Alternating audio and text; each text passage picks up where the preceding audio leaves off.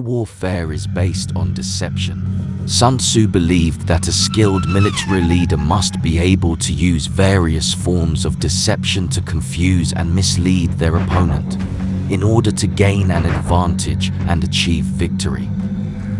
Sun Tzu emphasized that deception is not just about lying or trickery, but also about creating illusions and manipulating the opponent's perceptions. He believed that a skilled leader must be able to create a false impression of their own strength, weakness, or intentions in order to mislead the enemy and gain an advantage.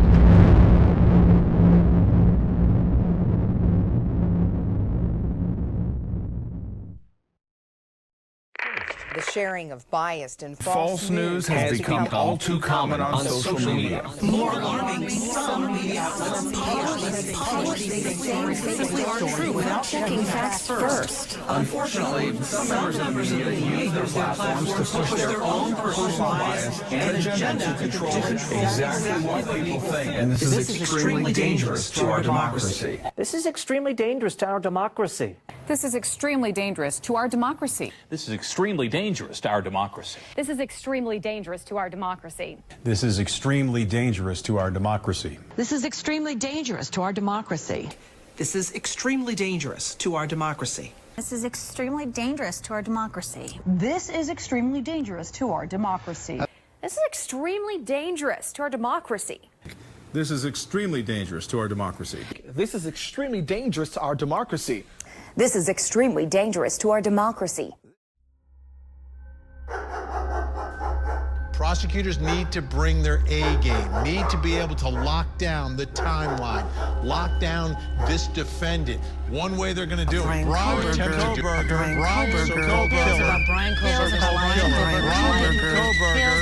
Kohberger.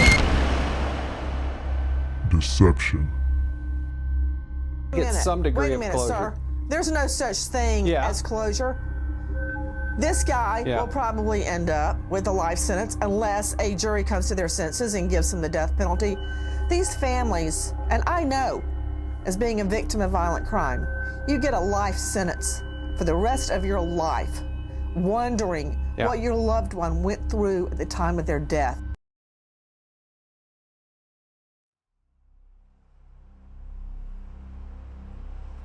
The power of the media can paint the innocent as guilty and the guilty as innocent. There's something going on in this case that they don't want us to discover. Instead, they fill our minds with information, painting Kohberger as the killer before a trial has even begun, bringing forth doubt to anyone who tries to challenge the mainstream narrative. In the movie Arlington Road, there's a pivotal scene where the tension escalates due to the public fear and the need for reassurance following a tragic event. After a bombing incident, the community is on edge and desperate for information about who is responsible. This anxiety intensifies until the authorities release the name of a suspect, providing a sense of relief and perceived safety to the public.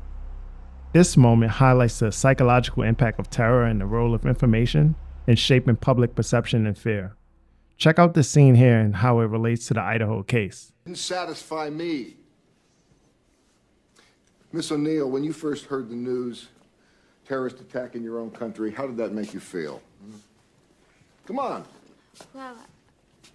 Well, What did you feel? angry, scared, and stressed. Did you feel safe? No. And then the next day, when they found Scobie dead, did you feel some relief? Did safety return?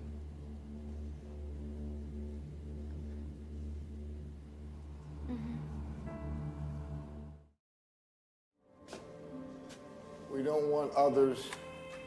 We want one name, and we want it fast because it gives us our security back. We can say, here was the one man, unlike the rest of us. We've named him, and he's no more. And his reasons, they're gone too. But the truth is, we don't know his reasons. We don't know why Scobie did it, why it came to this. We can pretend we do, the 10 grand in taxes, but we don't know. And we'll never know. And still, we feel safe. Because we know his name. Under a blanket of fresh snow, the University of Idaho's campus is peaceful by way of tragedy. A lot of people went home after the news, so. Ella Wise, a freshman, says her mom wants her home, but says she stayed for Wednesday's memorial campus home on November 13th. I'm coming home this weekend, back to Boise, because of it. My family's very concerned, and rightly so. Her roommates are going home too, students that say they don't feel safe as no one is in custody for the stabbing death of 4 of their peers. More than 6 weeks after 4 University of Idaho students were murdered in their apartment just blocks away from campus, police say they have arrested a suspect.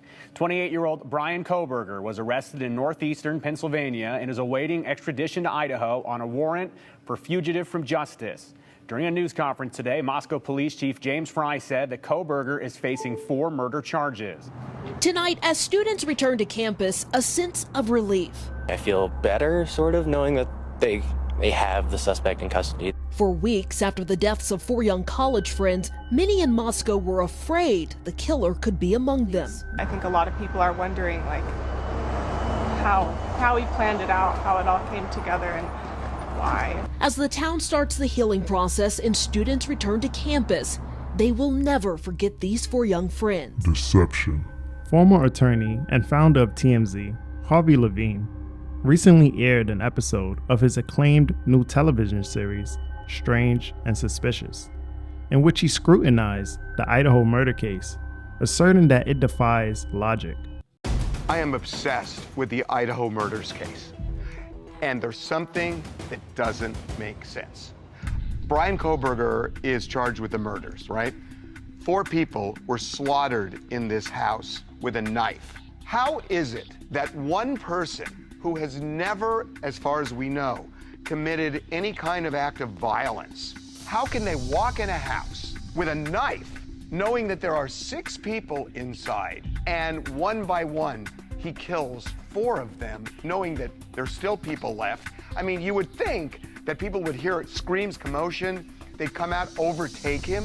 So how does one person who's never done this before, it's his first rodeo, walks in with a knife? Okay, check this out.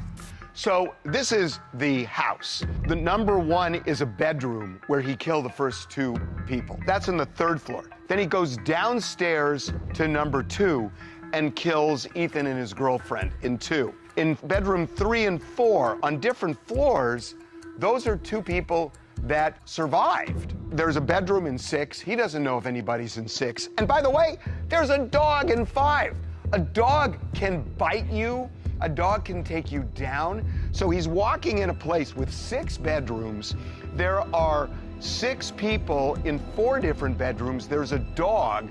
There are 3 different levels. And you walk in with a knife?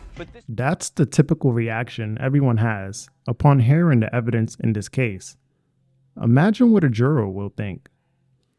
Harvey used the word weird several times in our conversation, and come next summer, if just one juror feels the same way, weird, Kohberger might walk out of his trial through the front door instead of the back. It only takes one juror. It only takes one juror.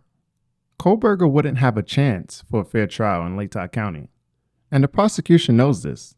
Prosecutors say the trial currently set for summer 2025 should stay in Latah County, where the killings took place. We at least owe the people of Latah County the attempt to seat a jury here first, and not just rely on there's been a lot of publicity. There's been a lot of publicity everywhere. It's not Moscow. It's not Latah County. It's everywhere. So I don't think that a change of venue is going to solve any of these problems. So why are they trying to deceive us into thinking it's best for Kohberger to have his trial done in Latah County? If it weren't for the survey done by the defense, proving that 70% of the locals had formed a guilty opinion of Kohberger, he would never have gotten a fair trial.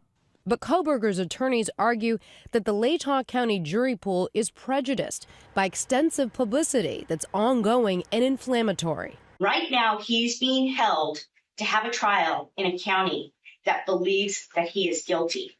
The defense, citing a survey they conducted, finding 70% of locals have already formed a guilty opinion of Kohberger, arguing the trial should be held in Idaho's largest county, in Boise. But the state is pushing back. Out of the population of 41,000 people in Latah County, only 25,000 are eligible to become jurors due to their age. Additionally, 4,500 people in the community are employed by the University of Idaho, and 300 work in law enforcement. Is it possible that they may be connected to Scott or Fry? If Kohberger has his trial here in Latah County, he will be found guilty by a biased jury. The most shocking thing for me would be the other roommate was very lucky, I think. I'm extremely happy that they were not injured. Is it luck or is it deception?